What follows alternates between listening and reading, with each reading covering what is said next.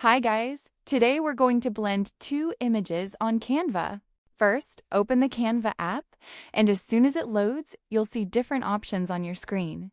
From those options, simply tap on Photo Editor because that's where we can start working with our image. Don't worry, everything is very straightforward here. This step just prepares our workspace so we can begin blending properly. As soon as you tap Photo Editor, your gallery will automatically open at the bottom. From here, choose the image that you want to blend. Take your time and pick the right photo because this will be your base image. Once you select it, Canva will load it into the editor for you. After selecting your photo, adjust it properly if needed. Once everything looks good, go to the top right side of the screen and tap on the checkmark icon.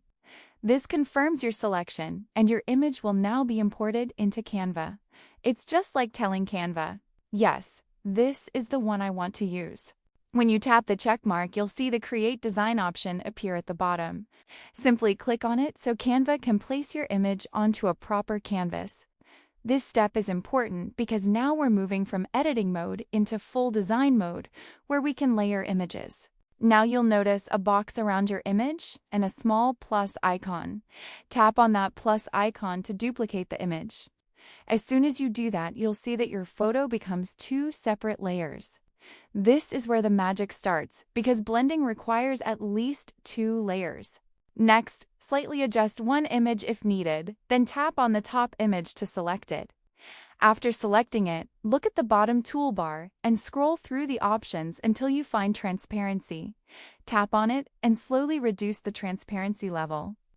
As you lower it, you'll notice both images start blending beautifully together.